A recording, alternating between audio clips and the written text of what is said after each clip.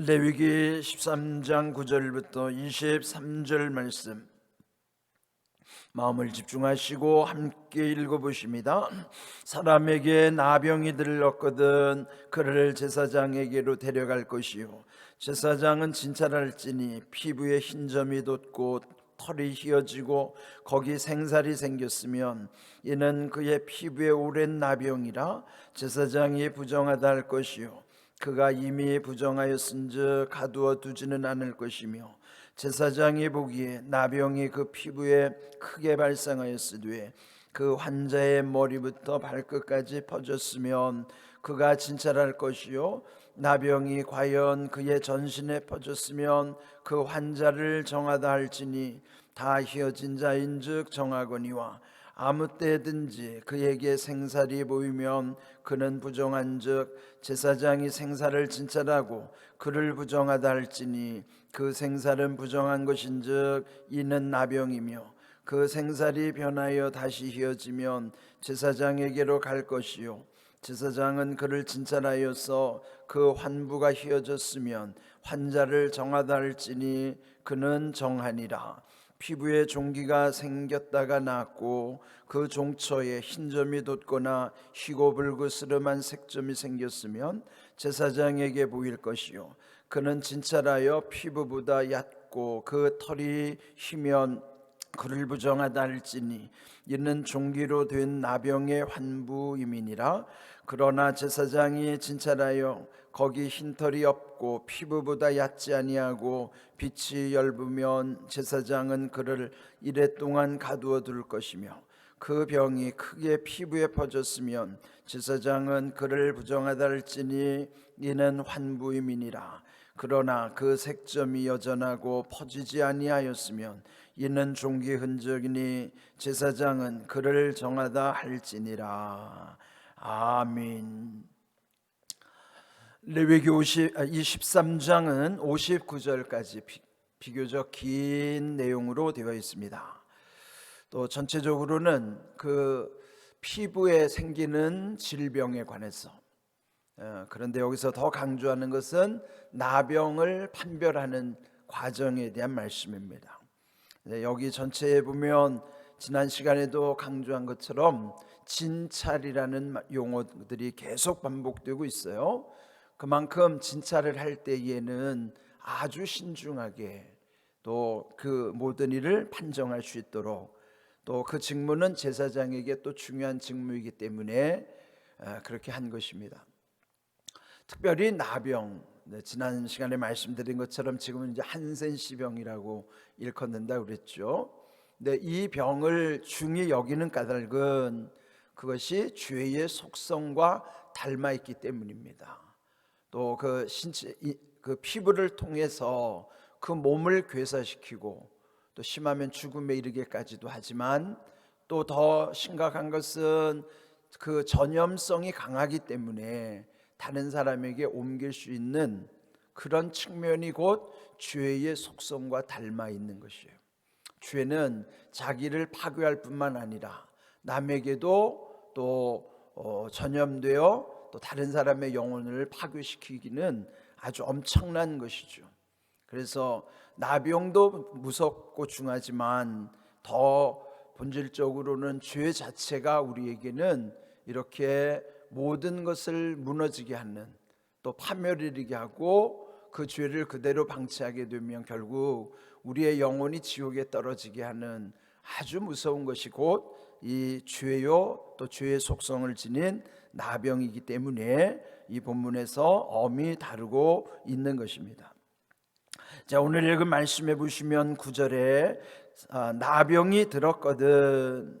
그 앞에서는 나병을 판정하기 전까지는 여러 가지 단계를 거쳐서 그 진찰을 해야 했고, 또 마침내 9절 나병으로 판정이 되면, 즉 진찰을 통해서 진단이 내려졌을 때 첫 번째 하는 것은 제사장에게로 데리고 가는 것. 그리고 제사장은 또 진찰함으로써 그 피부에 흰점이 돋았고 털이 휘어졌는가, 그리고 생살이 생겼는가. 여기서 또 하나 아주 또 여러 번 반복되는 내용은 생살이 생겼으면 하는 거예요. 이 생살이라는 것은 살이 드러나는 것뿐만 아니라 골마 터져서 아주 악화된 상태가 생살이 생겼으면 하는 표현입니다. 이런 상황일 때는 11절 말씀처럼 그 피부는 이미 오랜 나병이라 그러는 것이에요. 그러니까 이렇게 나병이 오래됐을 때 제사장은 부정하다 판정하고 이미 부정하였으므로 가두지는 않을 것이며, 가두는 목적은 진찰을 위해서 1회 동안 7일 동안 격리시키는 과정을 통해서 판정을 위한 격리 기간이 7일이라고 하는 것이죠.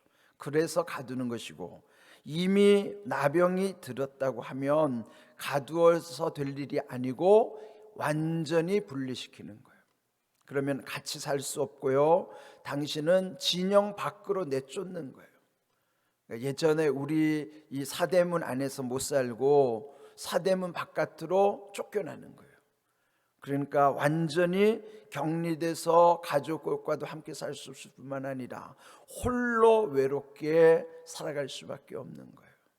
이렇게 아주 본인에게도 아주 이런 치명적인 일인 것이죠. 그래서 이렇게 엄격하게 이런 모든 것들을 판정하려고 지금 강조를 계속하는 것입니다. 그런데 12절 13절에 보면요, 제사장이 그 나병의 피부에 크게 발생하여서 그 환자의 머리부터 발끝까지 퍼졌으면, 이게 퍼져간다는 것은 그 다음 13절 보면은 제사장이 진찰할 때 나병이 과연 그의 전신에 퍼졌으면 그 환자를 정하다 할지니 다 희어진 자인즉 정하거니와. 근데 우리 생각으로는 이미 온몸에 퍼져 있으면 심각한 것이 아닌가? 근데 여기서 판정하는 기준은 이 나병의 특징은 이 부분적으로 이게 심각해서 골마 터지고 이런 것이 더 안 좋은 거라는 것이죠. 그런데 여기 설명된 대로 그 머리부터 발끝까지 퍼진 상태, 그리고 전신에 퍼진 다음에 다 희어진 자일 때, 이런 과정은 이제 저도 잘 모르는데 주석 설명에 의하면 그는 치유되는 과정이라는 것이에요. 이제 치유가 되고 있기 때문에 그는 오히려 그런 상황을 정하다고 판정을 하게 된다 하는 것이에요. 그러니까 온몸에 퍼져서 이제 회복 과정으로 들어가서 그리고 다 휘어진 상태. 그래서 여기 16절에 보면은 다시 휘어지면이라는 말씀이 있고, 또 17절 둘째 줄에도 그 환부가 휘어졌으면, 그래서 이렇게 다시 휘어지는 과정이 회복을 뜻하는 표현인 것입니다. 이렇게 회복이 될 때 그때는 정하다고 판정을 내리라, 그렇게 규정하고 있는 것입니다. 그렇지만 14절 아무 때든지 생살이 보이면 그는 부정한즉, 생살을 진찰하고 그를 부정하다 할지니 그 생살은 부정한 것인즉, 온몸이 골마 터져서 이 생살이 드러나는 상태를 가장 나쁜 상태로 보는 거예요. 그럴 때는 부정하다고 판정을 내리지만은, 그러나 이제 전신이 휘어지고 또 다시 휘어지면 그때는 회복의 과정이기 때문에 정하다고 판정을 내리라 하는 기준인 것이죠. 이것은 이제 오늘 우리의 삶과는 좀 무관하기 때문에 그 당시에 이렇게 했다라는 정도로만 이해하면 될 것입니다. 그러나 우리에게 중요한 것은 오늘 우리에게는 나병의 문제가 아니라 죄의 문제예요. 나병을 죄와 연관시킨 것처럼, 그렇다면 오늘 우리는 여전히 죄의 문제는 우리에게 남는 것이죠. 우리의 실생활에 나병은 사실 관련이 없다 하더라도 나병보다 더 무서운 그 죄라고 하는 것은 여전히 우리 속에 있고, 그 죄로 인하여 우리는 우리의 영혼이 더 파괴돼 가고 있고, 또 이 사회가 점점 이 죄로 인하여 더 심각한 이런 현상들이 나타나는 것을 볼 때에 오늘 우리에게는 이 말씀 앞에서 다시 죄의 심각성을 돌이키게 되는 것입니다. 네, 이런 걸 우리가 깊이 새겨야만 하는 것이죠. 그 다음 이제 18절부터 23절 그 부분에는 종기에 관련된 거예요. 그러니까 몸에 피부에 종기가 났더라도 그 또한 나병으로까지 또 악화될 수 있다는 것입니다. 근데 여기서 나병이라고 하는 것은 실제로도 나병일 수도 있지만은 넓은 의미로서는 그 악성 피부염, 그런 모든 고질적이고 악성 피부병을 통칭할 때에 이렇게 나병이라고 여기서는 표현하고 있는 것입니다. 그러니까 뭐 전문적으로 그렇게 하는 것보다도 아주 큰 통칭해서 그 나병은 악성 피부병, 고질적인 피부병을 전체를 일컫는다는 의미이기도 한 것입니다. 네, 그런 의미에서 18절 피부에 만일 종기가 생겼을 때 또 그 현상을 보면 흰점이 돋거나 희고 불그스름한 색점이 생겼으면 역시 제사장에게 보여야 하고, 또 제사장은 진찰한 다음에 피부보다 얕고 그 털이 희면 그를 부정하다 할 것이요 이는 종기로 인한 나병의 환부임이라. 그러니까 이 피부 상태가 악화되면 결국은 나병으로까지 전이된다고 하는 것, 이런 심각성, 또 그런 파급력, 이런 것을 여기서 강조하는 내용입니다. 21절에도 보면은 만일 그러한 진찰 결과에 따라서 또 피부보다 얕지 아니하고 빛이 엷으면 그를 이레 동안 가두어 둘 것이요, 다시 이레 동안 격리시킨 가운데 또 진찰을 하는 거예요. 지난번에도 말씀드린 것처럼 그렇게 반복적으로 하는 것은 아주 신중하게 진찰하는 거예요.